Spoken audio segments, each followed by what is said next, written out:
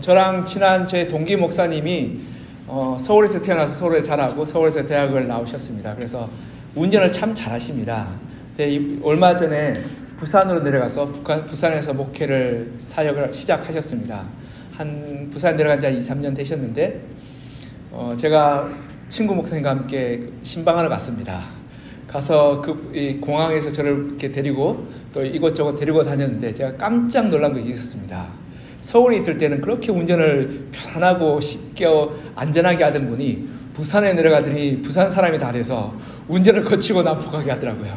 제가 깜짝 놀라면서 이렇게 옆에 있는 손잡이를 붙들고 이렇게 해도 괜찮냐라고 제가 몇 번이나 물어봤습니다. 근데 그 목사님 하는 말이 부산 사람들은 그렇게 해야지 된다라고 이야기하며 끼어들 때도 과감하게 머리부터 들이미지 않으면 절대로 차선 변경 못하게 꽉 막고, 그리고 심지어는 부산 사람들은 차선 변경할 때 방향 지시는 켜지도 않고 그냥 들어온다고, 그래야지만이 들어갈 수 있다라고 말하면서 모험적으로 운전하는 걸 보면서 제가 저 친구와 함께 깜짝 놀라면서 벌벌 떨었던 기억이 납니다. 여러분, 이렇게 그냥 이제 열심히 제대로 운전하면 사고 안 나면 괜찮은데 나중에 사고 나면 큰 문제가 되지 않겠습니까? 그리고 교통법규를 잘 지키지 않는 순간부터 더 큰 문제가 일어나게 되는 것입니다. 그래서 나라에서는 그렇게 교통법규를 지키지 않는 사람들을 향해서 강제하고 규제할 수밖에 없는 부분들이 있는 것 같습니다. 그렇지 않으면 자기가 좋은 대로 자기가 원하는 대로 운전해서 결국 무법천지가 되지 않겠습니까? 그 일례로 이 캘리포니아 주에서요, 이 경범죄 법령을 발의했는데 2015년인가 발의했습니다. 그 법령이 뭐냐면 950불 밑으로는 경범죄를 저질러도 구속하거나 붙잡지 않는 거였습니다. 왜냐하면 이 캘리포니아가 감옥 숫자도 과포화 상태고, 그리고 또한 유시장도 포화 상태라서 더 이상 잡아들일 수 없기 때문에 이 법령을 내는데 950불 밑으로 물건을 훔치거나 빼앗은 것은 그냥 경범죄로 그냥 훈방해서 벌금만 때리는 걸로 돌렸습니다. 그래서 어떻게 됐을까요? 캘리포니아 무법천지가 됐습니다. 우리 뉴스에 보면 가끔 나오죠. 막 마트를 습격해가지고 물건 훔쳐가고 그렇게 이 사람들이 우르르 몰려와가지고 뺏어가는 그러한 일들이 비일비재하게 벌어지게 돼서 혼란의 천지가 된 것이 그러한 모습들을 우리가 볼 수 있습니다. 그 이유가 뭐냐 하면 우리의 마음에 악함과 불의함이 있기 때문에 우리는 그냥 그대로 내버려 두면 우리의 습관과 우리의 그런 마음의 태도를 따라서 악함과 거짓과 불의함으로 달려가는 삶의 모습이 있기 때문에 그렇습니다. 그래야 해서 하나님이 우리 가운데 선과 악, 불의와 그리고 부정함을 분리하고 구분하기 시작했습니다. 이것이 선한 것이고 이것이 의로운 것이며 이것이 진실된 것이라고 말씀하기 시작했고 구분하기 시작한 것입니다. 그것이 바로 거룩의 개념인 것입니다. 거룩은 뭐냐면 우리가 무엇이 불의하고 무엇이 선하며 무엇이 의롭고 무엇이 거짓된 것을 구분해 나가는 것입니다. 그리고 그 거룩을 통해서 우리가 놀랍게도 안전함과 편안함과 건강함을 누릴 수 있는 삶으로 나아가게 되는 것입니다. 그러하게 우리가 하나님의 거룩하심이 무엇인지를 올바르게 알게 될 때 우리 신앙이 건강하고 의롭고 선한 삶으로 나아가게 되는 것입니다.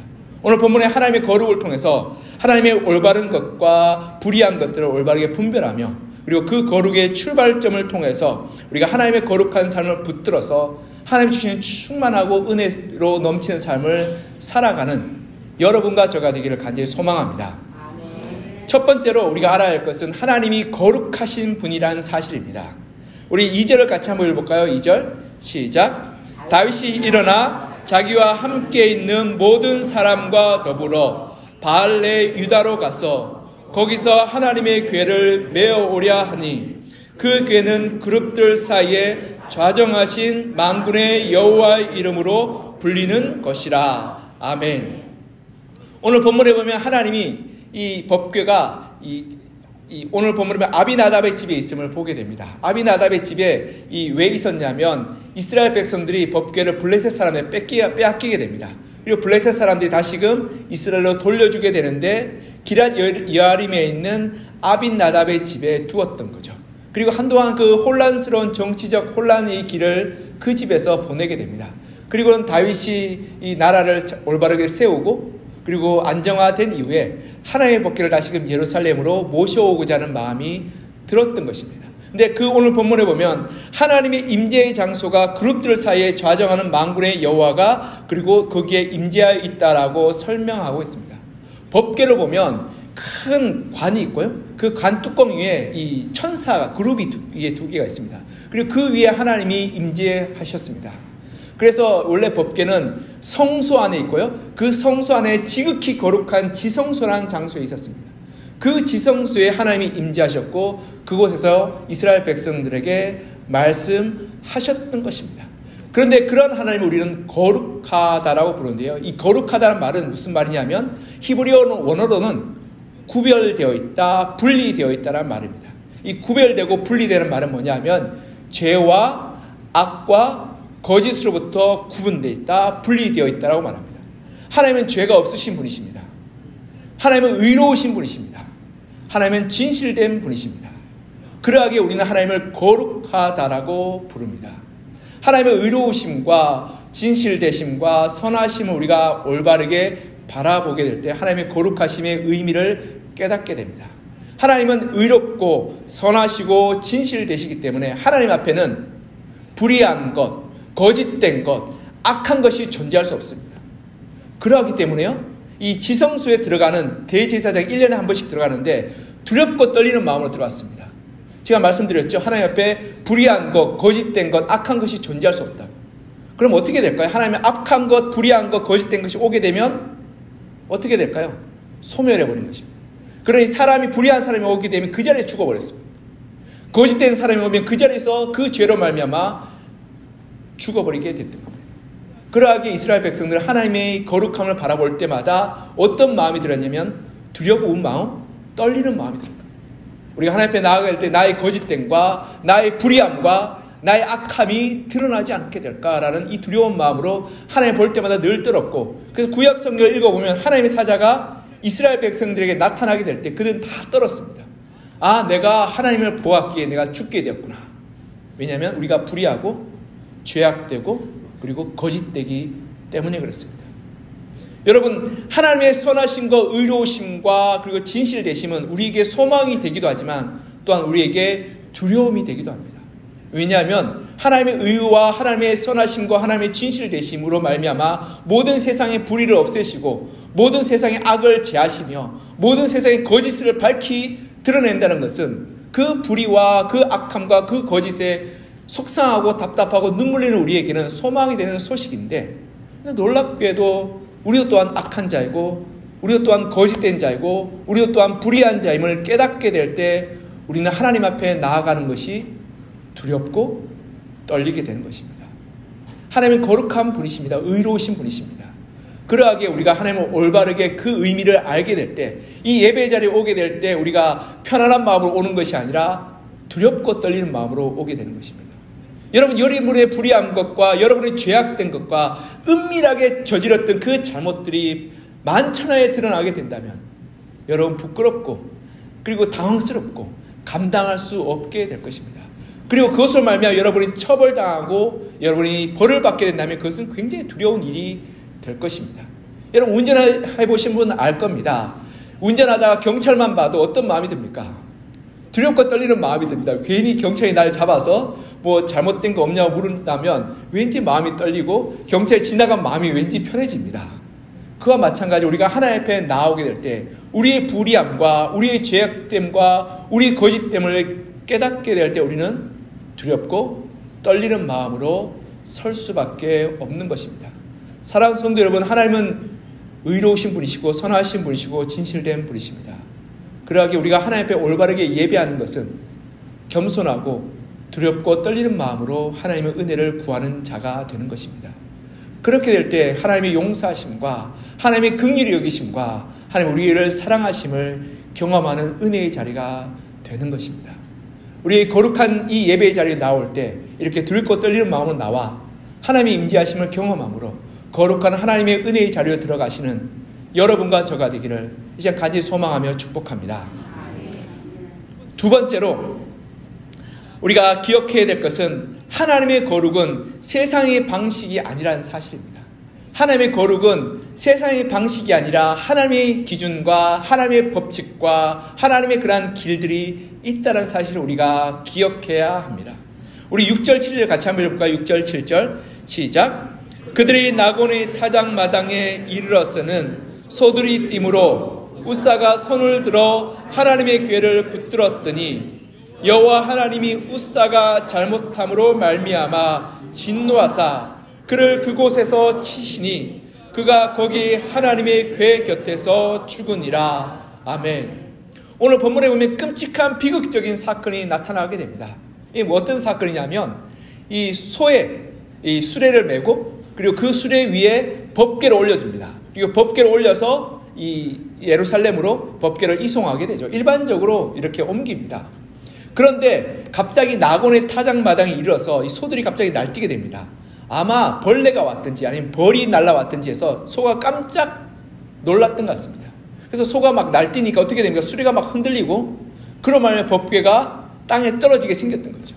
이런 법궤는 큰 나무 조각에 금으로 씌워서 그리고 덮은 겁니다. 그 안에 하나님의 십계명 돌판이 들어가 있고 만나 담은 항아리가 들어가 있으며 아론의 지팡이가 들어가 있습니다. 법궤가 넘어져서 쏟아지게 되면 그것이 깨어지고 상하게 될 위험이 있었던 거죠. 그래서 뒤따르던 웃사가 크게 놀라서 그래서 손으로 붙잡게 됩니다. 넘어질까 봐. 그런데 놀랍게도 웃사의 그러한 선한 행동이 하나님의 진노를 일으키게 되고 그 자리에서 웃사가 죽임을 당하게 되었던 것입니다. 왜 웃사는 죽었을까요? 왜 하나님은 그 행위에 진노하셨을까요? 성경을 보면 원래 법궤는요, 이 수레에 메고 가는 것이 아니었습니다. 법궤는 이 법궤 네 기퉁에 보면 고리가 있었습니다. 그 고리에 나무 막대기를 메고 꿰고 그 레위인들이 정결한 레위인들이 법궤를 어깨에 메고 가는 것입니다. 그래서 메어 드린단 말이 이 법궤를 메고 가는 것이었기 때문에 하나님의 선물은 다 메고 가는 것이었기 때문에 메어 드린다라고 기록하고 있는 것입니다. 그런데 다윗과 그의 신하들은 왜 수레를 썼냐 하면 이 블레셋 사람들의 지경에 있을 때 법궤가 큰 이 재앙이 일어나게 됩니다. 그래서 블레셋 사람들은 이 법궤를 자기의 지경에 두지 못하고 이스라엘을 다시 돌려보내게 되는데 그때 블레셋 사람들이 어떻게 했냐면 전나는 암소에 수레를 매게 하고 그 수레에 법궤를 실어서 보내어드렸습니다. 사람 없이 그냥 소가 혼자서 가게 했던 거죠. 그래서 기럇 여아림, 즉 블레셋과 이스라엘 경계에 이르러서 기럇 여아림 사람들이 법궤가 왔음을 보고 거기서 수레와 소를 제물로 바치고 그 자리에 두었던 것입니다. 그러니까 이 블레셋 사람들이 행했던 그 방식 그대로 다윗과 그의 신하들이 행하였던 거죠. 그러니까 다윗과 신하들은 블레셋에서 여기까지 소 달구지에 실어서 왔으니까 소 달구지에 실어서 예루살렘 올리면 되겠다라고 생각했던 것입니다. 그런데 하나님의 법칙은 뭐냐면 법궤는 레위인들이 메어 와야 됐고 그리고 그 법궤를 맬 때 이 법궤에 누군가 손을 대거나 그 법궤의 그 내용물을 보는 순간 죽임을 당할 것이라고 하나님께서는 말씀하셨습니다. 왜냐하면 거룩하고 그리고 하나님 앞에 정결한 것이기 때문에 그렇습니다. 그래서 민수기 4장 15절에 이렇게 말씀하고 있습니다. 제가 읽어드리겠습니다. 진영을 떠날 때 아론과 그의 아들들이 성소와 성소의 모든 기구 덮는 일을 마치거든 고앗 자손들이 와서 맬 것이니라. 그러나 성물은 만지지 말라. 그들이 죽으리라. 회막 물건 중에서 이것들은 고앗 자손이 맬 것이며 이 성물을 만지는 순간 죽게 될 것이라고 말하고 있습니다. 이게 왜 그러냐면 하나님의 거룩하심이 임재한 그러한 이 도구였는데 죄인인 이 인간이 함부로 만지거나 함부로 다루게 될 때 하나님의 거룩함이 훼손될까 봐 하나님께서는 두려워하셨기에 하나님은 그것을 함부로 만지거나 함부로 다루는 사람을 반드시 죽게 될 것이라고 말씀하셨던 것입니다. 그러니까 웃사의 방법은 이 블레셋 사람들의 방법이었던 거죠. 그런데 하나님은 하나님의 방법대로 이 순종하고 따르기를 원한다라고 말씀하고 있는 것입니다. 여기에 굉장히 중요한 메시지가 담겨 있습니다. 우리는 우리의 의와 우리의 선함과 우리의 진실됨이 세상의 기준에 맞춰 있습니다. 세상의 기준은 이 정도 하면 의롭고 이 정도 하면 선하고 이 정도 하면 괜찮은 사람이라고 생각합니다. 그런데 하나님의 기준은 다름을 오늘 우사의 사건을 통해서 보여주고 있는 거죠. 우리가 아무리 선한 일을 행한다 할지라도 그 수단과 그 방법이 올바르지 않는다면 하나님은 악하다고 보는 것입니다. 예를 들어서 목적이 아무리 좋다 할지라도 그 목적을 이루는 데 있어서 폭력과 그리고 위협과 악한 방법으로 이루게 될 때 결국 그 목적조차도 선하지 않음을 하나님께서는 말씀하고 있는 것입니다. 여러분, 그러하기에 우리가 하나님의 올바른 방법과 말씀에 순종해야지 세상의 가치관에 따라서 내가 의롭고 선하고 괜찮다고 생각하면 안 되는 것입니다. 여러분, 때로는 우리가 신앙생활 할 때 적당히 하라는 말을 듣습니다. 적당히 하라는 말은 어떤 말입니까? 세상의 가치관과 세상 사람의 수준만큼만 하라는 거죠. 근데 여러분, 성경에는 적당히라는 말이 없습니다. 하나님 앞에서 올바르게 살든지 그렇게 하지 않든지 양자택일입니다. 하나님 말씀에 전적으로 마음과 뜻과 힘과 목숨을 다해 하나님을 섬기든지 아니면 그렇지 않든지 두 가지 중에 한 개였습니다. 그래서 신명기에 보면 너의 마음과 내 힘과 내 뜻과 내 힘을 다하여 하나님을 섬기라고 말씀하고 있죠. 즉 나의 모든 것을 들여서 하나님을 순종하든지 그렇지 않든지 양자 간의 선택인 것입니다. 즉 거룩은 여러분 100가지 200가지 다 지킨다 할지라도 한 가지를 죄를 저지르면 그 사람은 죄인입니다. 우리가 신호등을 잘 지키고 그리고 세금을 잘 내며 그리고 또한 성실하게 일을 하고 가정을 잘 돌본다 할지라도 지나가다 사람을 죽이면 우리는 그 사람을 살인자여 죄인이라고 부릅니다. 아무리 딴 걸 잘해도 그 사람은 죄인입니다. 그와 마찬가지로 우리가 하나님 앞에서 하나님의 법은 모든 것을 철저하게 잘 지키게 될 때 하나님의 거룩함에 나아가게 되는 것입니다. 그러하게 내가 적당히 선하고 적당히 괜찮고 적당히 의로우며 적당히 진실된 것으로 내가 의롭고 진실되고 거룩하다고 생각하는 순간 우리는 하나님 앞에서 죄인이요 악한 자요 불의한 자로 발견되게 되는 것입니다. 그러하게 우리가 하나님의 거룩하심 앞에서 내가 온전하게 거룩하게 되기 위해서는 하나님의 거룩하심을 본받아 그 거룩하심에 나아가고 말씀에 순종해야 하는 것입니다. 사랑하는 성도 여러분, 하나님의 거룩하심을 이루기 위해서 세상의 가르침에 따르지 말고 하나님의 말씀에 순종하는 여러분과 저가 되었으면 좋겠습니다. 그렇게 될 때 우리는 하나님의 거룩과 하나님의 선을 우리 삶 가운데 이루어가게 될 것입니다. 이렇게 하나님의 거룩을 이루어가는 여러분과 저가 되기를 간절히 소망하며 축복합니다. 세 번째로 하나님의 거룩은 우리를 복되게 하여 주십니다. 우리 10절 11절 같이 한번 읽을까요? 10절 11절 시작. 다윗이 여호와의 궤를 옮겨 다윗성 자기에게로 메어가기를 즐겨하지 아니하고 가드 사람 오벳 에돔의 집으로 메어간지라. 여호와의 궤가 가드 사람 오벳 에돔의 집에 석 달을 있었는데 여호와께서 오벳 에돔과 그의 온 집에 복을 주시니라. 아멘. 다윗은 우사의 죽음에 큰 충격을 받게 됩니다. 그가 열심으로 준비하고 또한 정말 자기 신하들이 정말 준비해서 이 하나님의 법궤를 모실 준비를 다 끝냈죠. 그래서 정말 자기는 할 수 있는 최선의 답을 다했는데 불구하고 우사가 그 자리에 죽음을 당하고 하나님의 진노하심을 받게 됩니다. 그런 말미암아 다윗이 두려움에 빠지게 되죠. 만약 내가 하나님을 모셔왔는데 하나님이 갑자기 진노하시면 내가 죽게 되고 우리나라가 망하게 되며 우리 가족이 다 멸망하게 될 것이라는 그 두려움에 빠지게 됩니다. 그리하여서 어떻게 합니까? 이 법궤를 오벳에돔의 집으로 돌려보내게 됩니다. 그런데 오늘 본문에 보면 굉장히 재밌는 단어가 등장합니다. 이 오벳에돔이 누구냐 하면 오늘 본문 10절에 보면 가드 사람이라고 합니다. 가드 사람이 누군지 알죠? 블레셋의 5방백 중에 한 족속이 가드 족속입니다. 즉 이스라엘 사람 집에 보내지 않고 가드 사람 집에 보냈습니다. 왜 그런 줄 아시겠죠? 만약에 하나님이 진노하신다면 이스라엘 백성이 진노받고 가드 사람, 이 이방인이 진노받아 차라리 그러면 그 집안이 다 죽어버려도 이 이스라엘 백성들은 손해 안 보니까 괜찮다는 마음으로 아마 돌려보내지 않았는가 추측합니다. 그런데 놀랍게도요, 이 가드 사람 오벳에돔 집에 3개월 동안 있었는데 그 집에 복이 임하기 시작합니다. 오늘 본문에 보면 그 집에 복이 임하여서 하나님의 풍성하심이 역사하게 일어났다고 말하고 있습니다. 근데 이 복이 어떤 복이냐면 3개월 동안 있었다면 어떤 복이 있을까요? 여러분 일반적으로 그때 당시 농경사회, 목축사회 아니겠습니까? 그러니까 복이 만나면 농사가 풍년이 들거나 아니면 목축이 잘 되는데 3개월만 있었기 때문에 우리 약자들과 제가 추측해보는 결과로는 곡식은 보통 한 6개월 기르지 않겠습니까? 밀을 길어도 6개월 기르니까 아마도 그 집에 있는 소와 양의 무리가 다 임신했던 것 같습니다. 그리고 또한 가족들도 다 임신했던 거죠. 그때 당시에 요즘에는 임신하면 힘들겠다라고 얘기하지만 그 당시에는 임신이 축복이었습니다. 그리고 소와 양떼들이 다 임신해서 출산했던 그러한 것들이 임하게 됨으로 말미암아서 그 집안이 풍성하게 되었던 거죠. 그래서 그 집이 복받았다는 이 소문들이 들려오기 시작했던 것입니다. 그래서 다윗은 그 이야기를 듣고 하나님을 모시는 것이 복이구나를 깨닫고 나서 다시금 모셔오게 되죠. 여러분, 하나님을 섬기는 것, 하나님의 임재하심이 있는 것은 복된 일인 겁니다.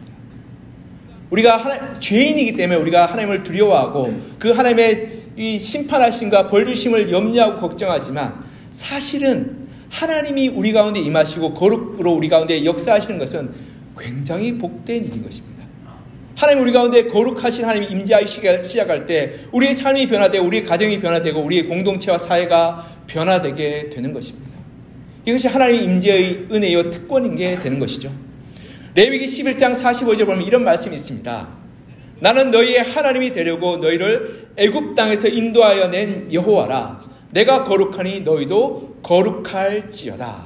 아멘. 레위기 11장 45절 보면 내가 거룩하니 너희도 거룩하라고 하나님께서 거룩에 대해서 말씀하시는데요. 이 구절이 굉장히 재밌는 게 뭐냐면 11장 전체가 어떤 내용이냐면 음식에 대한 규정입니다. 너희가 무엇을 먹고 무엇을 먹지 말아야 되는 규정이 11장 1절부터 끝까지 나옵니다. 그러면서 하나님이 거룩하라는 말이 담겨 있는 거죠. 여러분, 하나님이 먹는 것에서 말씀하시면 거룩하라는 말은 무슨 말이냐면 우리가 건강한 삶, 행복한 삶, 복된 삶을 살아가라는 의미인 것입니다. 거룩은 그냥 뭐 분위기가 거룩이 아닙니다. 뭐 스테인드 글라스 있고 천장이 막 높으면 이렇게 찬양대가 아름답게 천상의 찬양을 부르면 우리가 거룩해지고 거룩에 스며드는 거룩이 아니라 우리가 생활하고 말하고 먹고 입는 것이 거룩인 것입니다. 그래서 이 하나님은 거룩에 대해서 말할 때 우리가 무엇을 먹고 어떤 집에 살며 어떤 말을 하는 것이 거룩이라고 말씀하고 있는 것입니다. 자, 그렇게 살아가게 될 때, 거룩하게 살아갈 때 우리 삶이 건강해지고 우리 삶이 행복해지며 복되게 되는 것입니다. 여러분, 의사 선생님한테 갈 때 제일 먼저 묻는 게 뭔지 아시죠? 검진하면 술, 담배 하십니까? 그게 무슨 말입니까? 술, 담배 하면 건강하지 못하게 된다는 말입니다. 우리가 무엇을 먹고 무엇을 입고 어디에 사는가는 우리의 건강을 굉장히 이 중요한 핵심 요소가 되는 거죠. 그와 마찬가지로 우리의 거룩은 우리의 삶과 분리될 수 없는 것입니다. 그러기에 우리가 하나님 앞에 거룩하게 산다는 것은 우리가 건강한 음식을 먹고 그리고 건강한 말을 하고 건강한 행동을 하는 것으로 이어져야 하는 것입니다.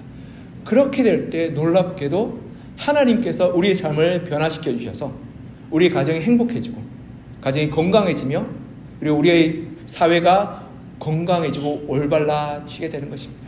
그리고 더 나아가 우리가 연약하고 부족하여서 하나님의 거룩을 이루지 못하지만 예수 그리스도의 십자가의 보혈의 피로 말미암아 우리가 씻음받고 용서함받게 될 때 우리의 삶 가운데 하나님이 임재하기 시작하게 되는 것입니다. 그래서 성령이 우리 가운데 임하게 되는 것이 하나님의 임재하심의 역사요 은혜의 통로가 되는 것입니다. 즉 구약시대는 하나님이 그 지성소에 거룩하게 임재하였지만 신약시대는 우리 각 사람의 심령과 삶 가운데 성령께서 임함으로 말미암아서 우리의 생각과 우리의 삶과 우리의 모든 삶의 모습들이 변화되게 되는 것입니다. 그래서 여러분, 그리스도인으로 변화된 사람, 거룩하게 된 사람은 어떻게 되는 사람입니까? 말투가 바뀌고 먹는 것이 바뀌고 삶의 행동이 바뀌고 일터가 바뀌는 사람입니다.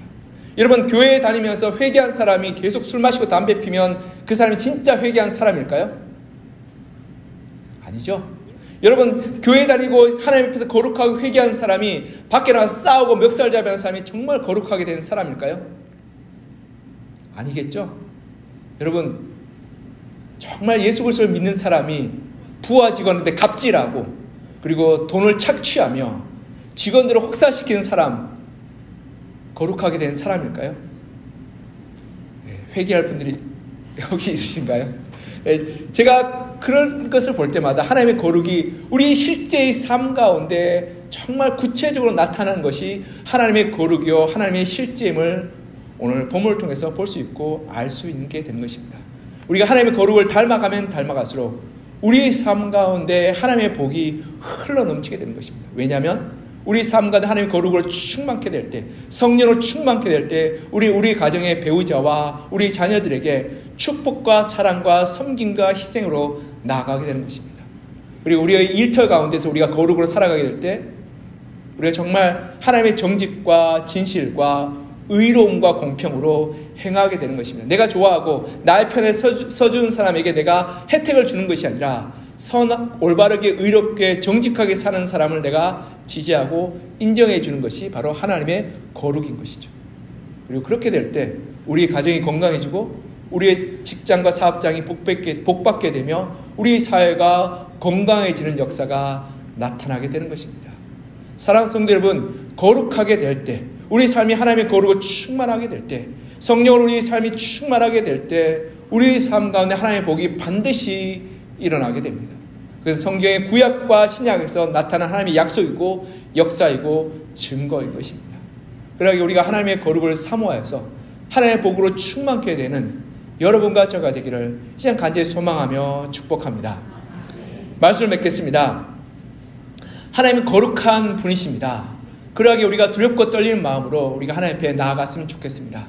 하나님 거룩하심 앞에 바라볼 때 우린 죄인이고 우린 불의한 자고 우리는 거짓된 자입니다. 그 하나님 앞에 우리가 회개하고 뉘우치고 돌이켜서 회개의 열매, 구원의 열매를 맺어가는 여러분과 저가 되었으면 좋겠습니다.